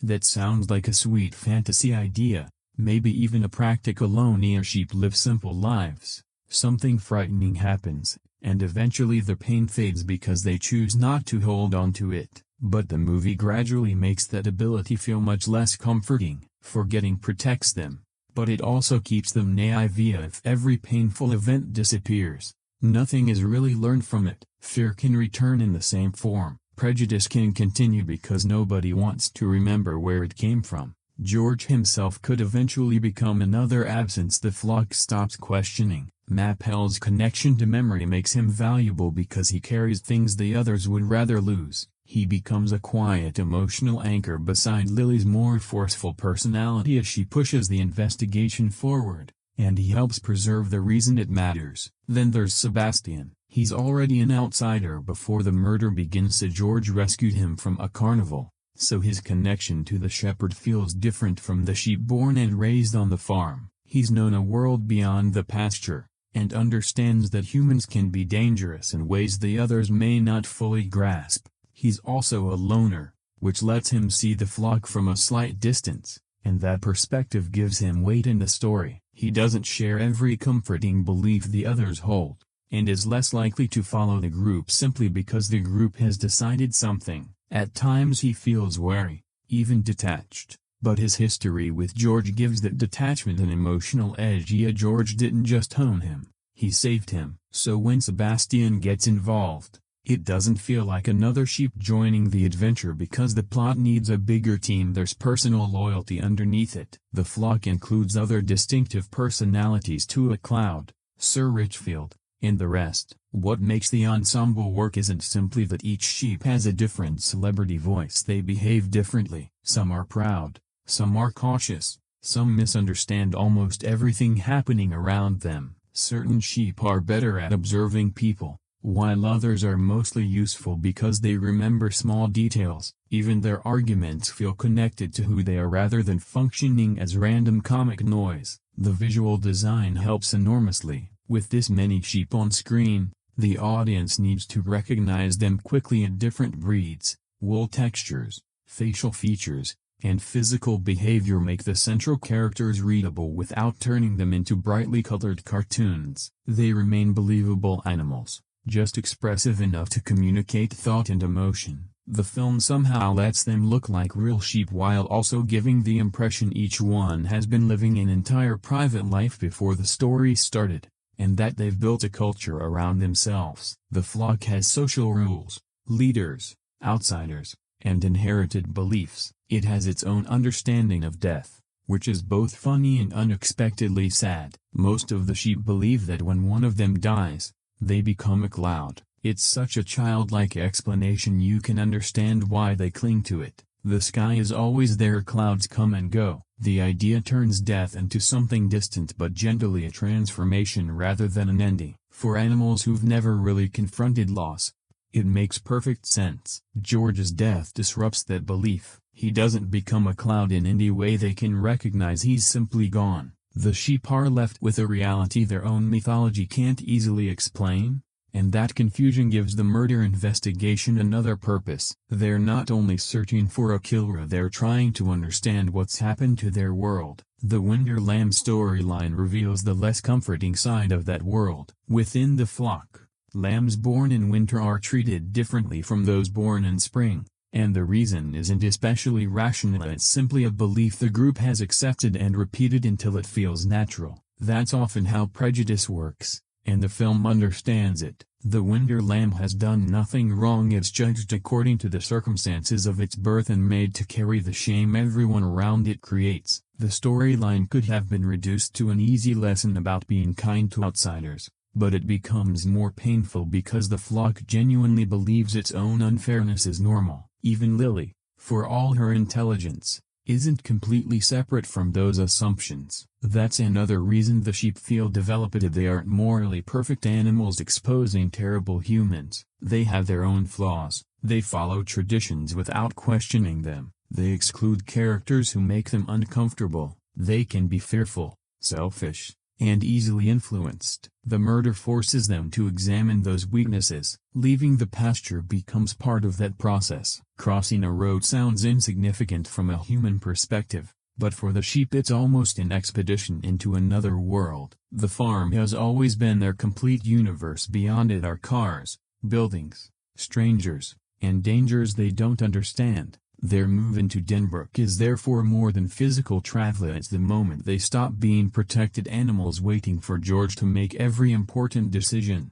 They have to become responsible for themselves. Sometimes that growth is played for comedy. Watching sheep attempt to navigate human spaces naturally creates chaos, but the humor works because their fear is real to them. They're doing something that genuinely terrifies them, and they continue because solving George's death matters more than staying comfortable. By the end, the flock has changed, and not completely. They're still sheep, still misunderstanding things, arguing strangely, processing human behavior through their own logic. The movie never tries to turn them into small wool-covered people. What changes is their awareness. They understand that safety can be temporary. They learn that forgetting something painful doesn't make it harmless. They begin to recognize that an outsider may see what the group refuses to notice. Lily becomes a better leader because she learns that intelligence needs humility. The others become braver because they finally act instead of waiting to be guided. That's why the flock carries the movie so well. The sheep are funny because they're sheep, but they're moving because the film allows them to be more than a joke. Their beliefs are silly until those beliefs fail them. Their social rules seem harmless until someone suffers because of them. Their dependence on George feels sweet until he's no longer there. Suddenly, this colorful animal mystery has a complete little civilization trying to survive the loss of the person who held it together. And somewhere in the middle of all that, Lily still has a murder to solve. George Hardy isn't in The Sheep Detectives for very long, but the entire film feels shaped by him. That's harder to pull off than it sounds. Kill a character too early and the audience may understand why everyone else is upset without actually feeling the loss. Keep returning to flashbacks and dream sequences, though, and the death starts losing its permanence. The film has to make George present without pretending he never really left, and for the most part, it gets that balance right. Hugh Jackman plays him with an easy warmth. George is a little eccentric, clearly.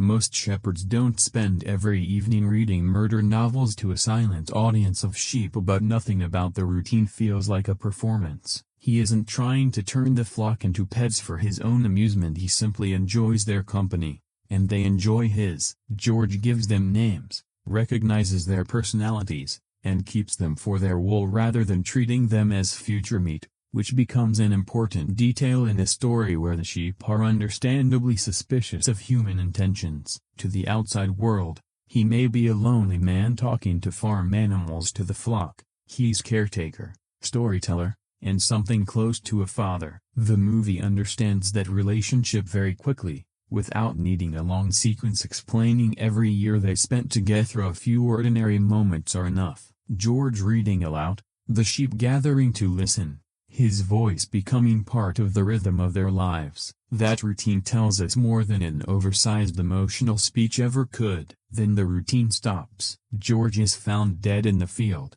and suddenly the sheep have lost more than the person who fed them. They've lost the center of their world. He was the one who made the farm feel safe. He interpreted the human world for them without even realizing he was doing it. Every evening ended with his stories, so when he disappears, time itself feels slightly wrong. That's where the film's treatment of grief becomes more interesting than I expected. The sheep don't all understand death the same way. Some barely understand it at all. Most of the flock have built a comforting belief that dead sheep become clouds, which is sweet until the film forces them to confront what that belief is protecting them from. George hasn't gone somewhere they can see. He doesn't drift above the pasture in a recognizable shape. He's simply absent. His chair is empty. The stories stop. The humans begin discussing his property and his body while the sheep are left trying to understand why he won't return. Their confusion makes the grief feel strangely honest. People often describe loss through language that softens. Ida passed away, moved on, gone somewhere better. The sheep's cloud belief is just a more literal version of the same instinct. They need death to be a transformation because complete absence is too frightening. The film doesn't mock them for that. It lets the belief be comforting for a while, then gradually shows its limits. At some point, Lily has to accept that solving George's murder won't bring him back. The investigation can uncover what happened, punish the person responsible, protect his memory, and none of that reverses the loss. That realization gives Lily's determination a sad edge. She isn't investigating only because she enjoys mysteries or wants to prove sheep are clever. She refuses to let George's death become something everyone casually explains away and then forgets. The policeman calls it a heart attack. The village moves toward practical questions. The flock itself has a habit of wiping away unpleasant memories. Lily refuses, and that refusal is probably the bravest thing she does. In this world, forgetting isn't just something that happens naturally over time. The sheep can choose to erase what hurts them. On the surface, that sounds like a gift. Imagine being able to remove fear, embarrassment, or grief whenever it becomes too difficult to carry. The film gradually makes it seem more like a trap. Painful memories hurt, but they also contain information. They remind you who mattered. They preserve warnings. They stop old cruelty from being treated as if it never happened. If the sheep forget every frightening event, they remain safe emotionally but helpless intellectually. Mappel understands that better than most. His connection to memory sets him apart from the rest of the flock. He holds on to things others would rather lose, which makes him seem burdened but also unusually compassionate. He remembers enough to understand that grief isn't an inconvenience that can simply be removed. That gives him a quiet importance beside Lily. She drives the investigation, and Mappel helps preserve its emotional purpose. There's something touching about the idea that George's memory survives through the exact stories he once read for pleasure. He never knew the sheep understood them. He certainly never expected those mysteries to become the tools they'd use to seek justice for him. What began as a nightly habit becomes a form of inheritance, and not money, not property, but a way of thinking. George taught them to question easy answers, notice contradictions, and look beyond appearances. He did it accidentally, but the effect is the same. After his death, those lessons give the sheep agency at the moment they feel most powerless. The mystery novels also become a way of keeping his voice alive. Every time Lily applies something she learned from one of George's stories, there's a sense that he's still guiding her, not as a ghost or a magical presence, but through memory.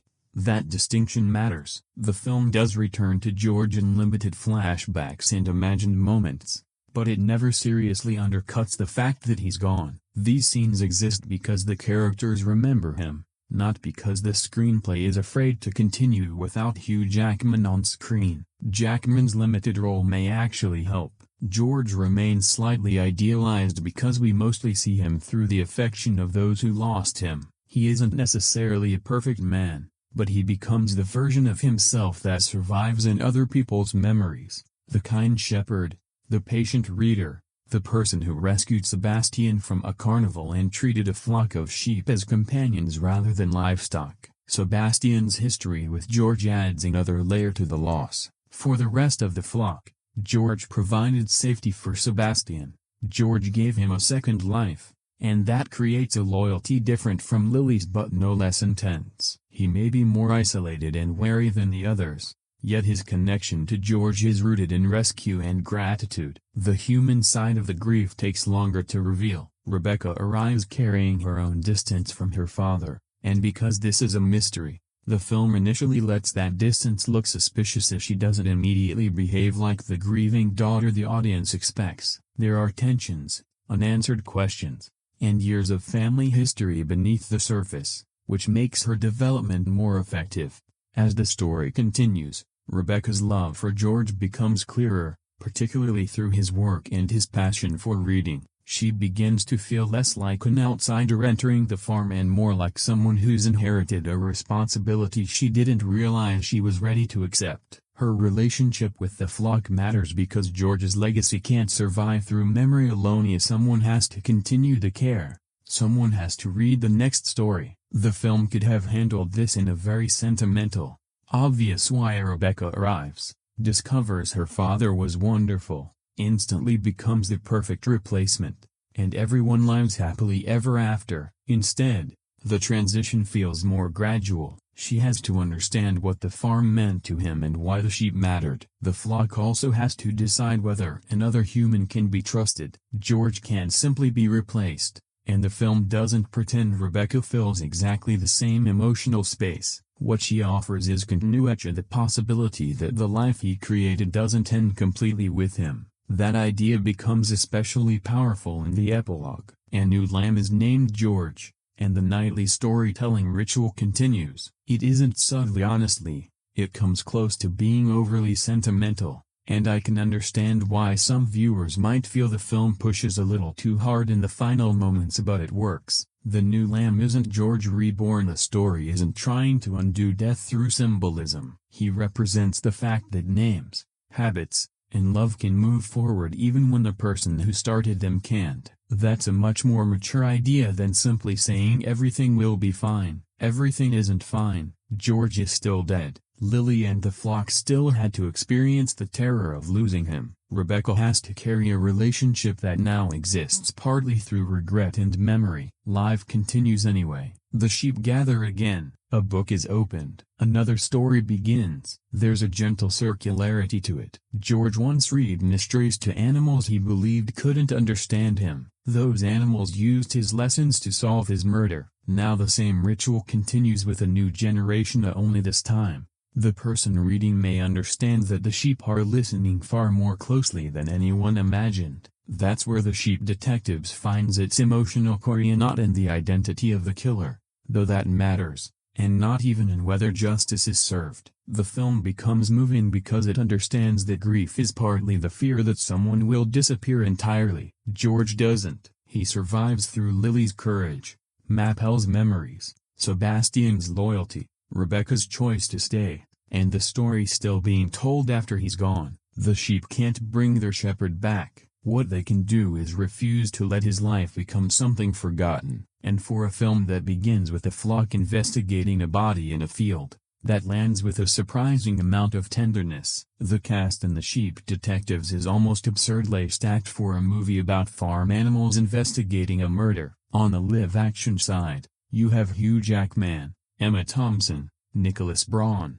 Molly Gordon, Hong Shou, Nicholas Galitzine, and Tosin Cole. The sheep are voiced by people like Julia Louis-Dreyfus, Bryan Cranston, Chris O'Dowd, Regina Hall, Patrick Stewart, Bella Ramsey, and Brett Goldstein. The film doesn't always rush away from discomfort. Pacing is mostly strong, though there are a few sections where the movie settles into its cozy atmosphere a little too comfortably. I can understand the argument that 10 or 15 minutes might have been trimmed. Still, The editing rarely feels sloppy. The slower moments usually support world building or character rather than existing because the story has nowhere to go. The score has received mixed reactions, and I can see why. There's warmth, mystery, playfulness, and the occasional push toward sentiment, and the music helps separate the sheep's comic adventures from the more serious moments without making them feel like entirely different genres. But it's also fairly familiar. You can hear the language of a modern family film in it. Light movement for discovery, softer themes for loss, a more energetic pulse when the investigation speeds up. Nothing is badly used, but not every cue leaves a strong impression once the scene ends. Some viewers have praised the score as one of the film's highlights, while others found it underwhelming. I'd place it somewhere in the middle. It does the job well. The use of "I'm Gonna Be 500 Miles" is more memorable because it matches the movie's slightly odd, cheerful personality. It's the kind of song choice that could feel obvious, but here it works because the whole film has that mixture of sincerity and playful absurdity. The sound design is easy to overlook, but it has a difficult task. The sheep need to remain physically convincing even while carrying human voices. Their movement, breathing, and interaction with the environment help preserve the animal side of the illusion. If the voices felt completely detached from the bodies, the effect would collapse. The mix generally keeps them grounded. You hear the field around them, wind, footsteps, gates, vehicles, village activity. The world doesn't go silent whenever the sheep speak, and that texture keeps the fantasy from becoming weightless. Production design, costumes, hair, and makeup push the human side toward cozy eccentricity. Emma Thompson's transformation as Lydia Harbottle is the most obvious example. She looks like someone who belongs in a village mystery where everyone has a secret and at least one aggressively specific outfit. The rest of Denbrook is less extreme but still heightened. The inn, the farm, the festival spaces, and the legal interiors all feel connected to the same slightly polished world. Nothing is so strange that it breaks the live-action reality, but there's enough personality to keep the setting from feeling generic. That's probably the best way to describe the technical side of the Sheep Detectives. It isn't built around spectacle. There are no enormous action sequences or visual moments designed to sell the whole film in one shot.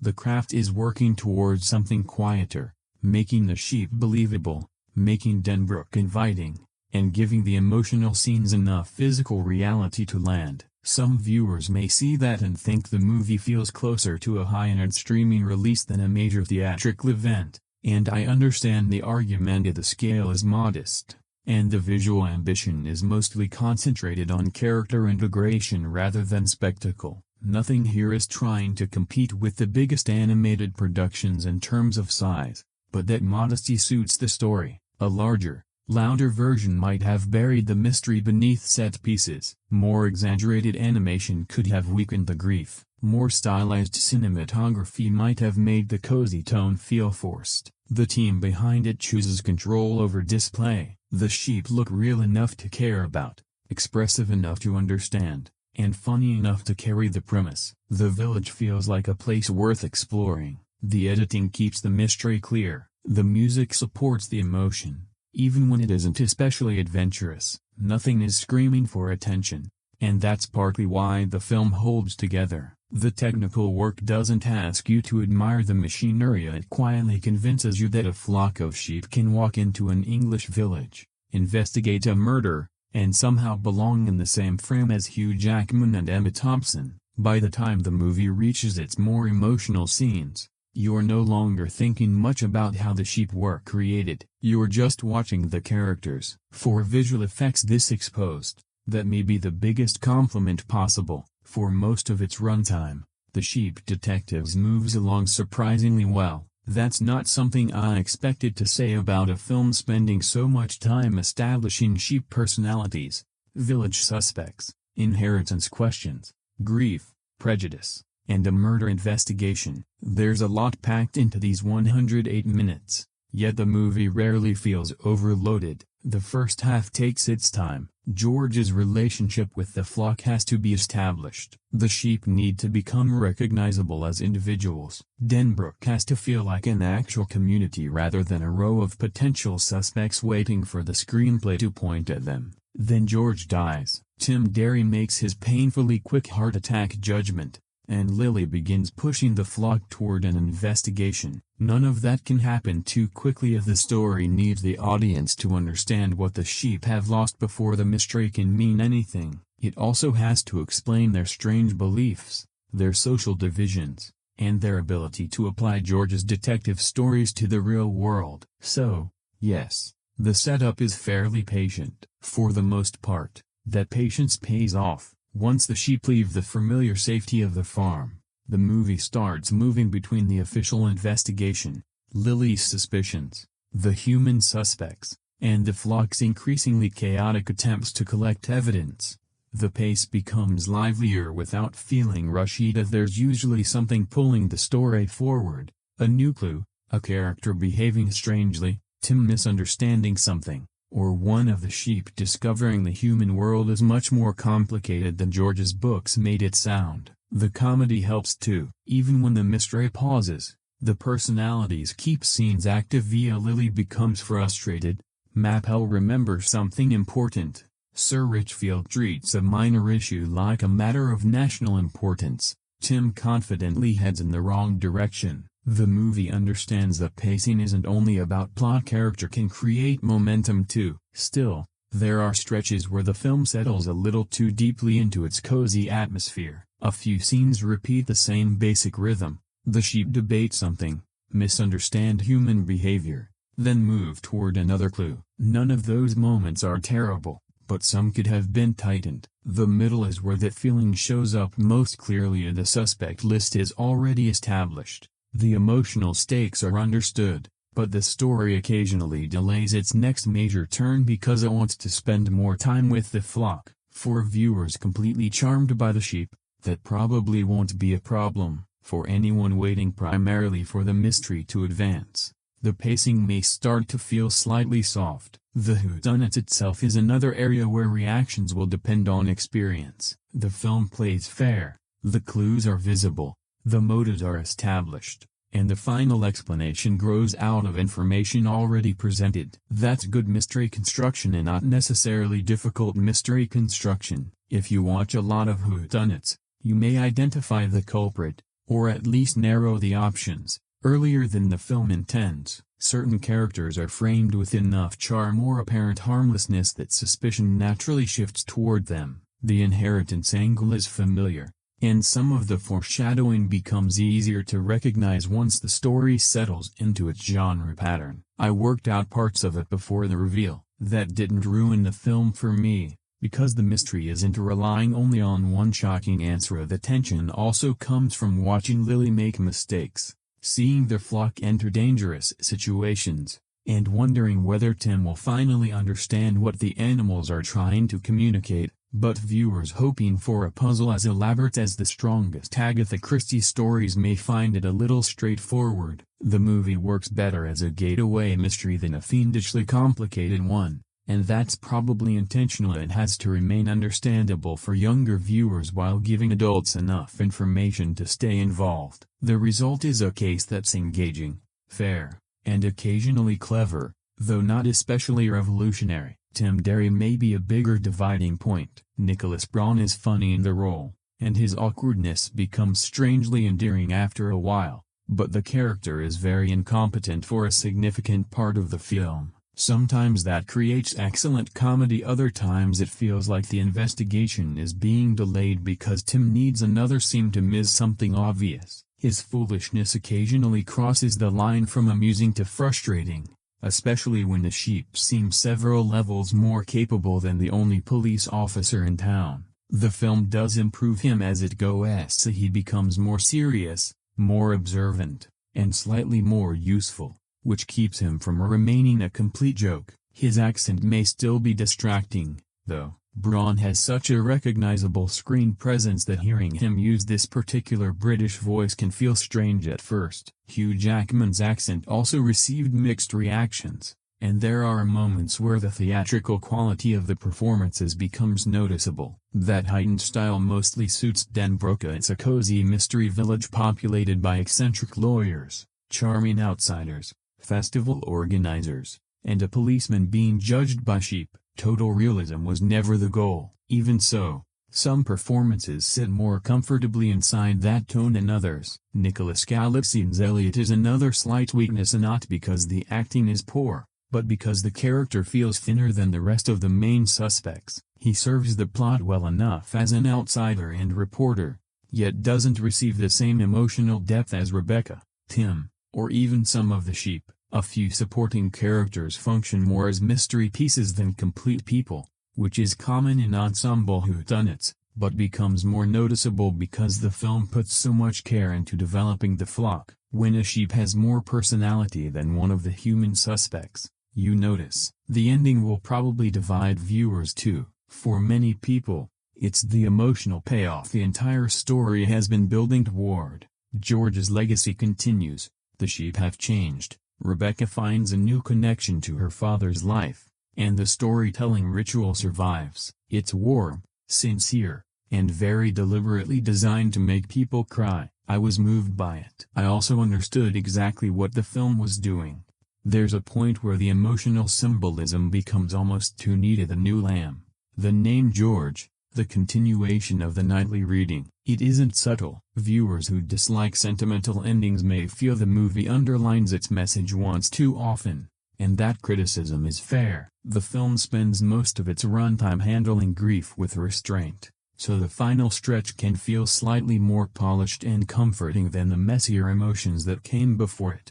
But I don't think it becomes dishonest. George is still gone. The sheep haven't magically erased the experience. Rebecca hasn't replaced him. The ending offers continuity, not reversal, and that distinction saved it for me. There are also some technical elements that are solid rather than exceptional. The cinematography is attractive but conventional. The editing is clear and mostly efficient, though the middle could be tighter. The score supports the tone well without always leaving a strong impression. The movie looks polished, but it doesn't have the overwhelming scale of a major animated event. I can see why someone might describe it as feeling closer to a high-quality streaming release than something demanding the largest cinema screen available. Its strengths are intimate character reactions, dialogue, atmosphere, the texture of the sheep, and the emotional connection to the farm. It isn't selling spectacle. Whether that matters depends on what you expect from a theatrical family movie. Personally,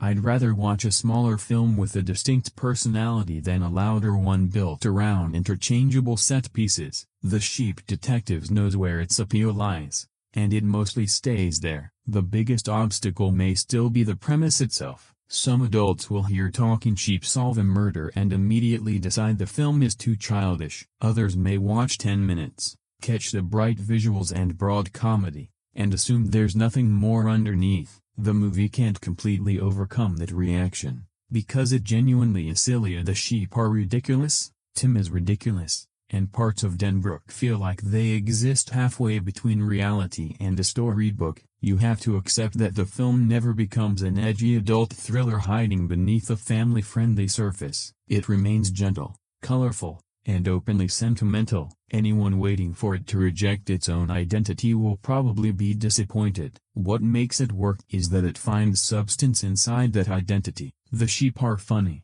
but they're also allowed to grieve. The mystery is accessible, but it still provides real clues. The moral ideas are simple, yet they grow from the characters' behavior. The performances are heightened, though rarely careless. The movie takes its audience seriously without taking itself too seriously. That balance is difficult, and it also explains the rewatch value. A second viewing would make the early clues more visible. Small reactions from the suspects would carry different meanings. The sheep's individual behavior would be easier to follow now that their personalities are familiar. More importantly, some emotional details would probably land differently once you know where the characters end up. The mystery may lose some suspense, but the world gains texture, usually a good sign. My overall reaction is not that The Sheep Detectives completely transforms the murder mystery genre. It doesn't. The structure is familiar, the culprit may be predictable, and the final message is presented with more sweetness than subtlety. But the film does something arguably more difficult.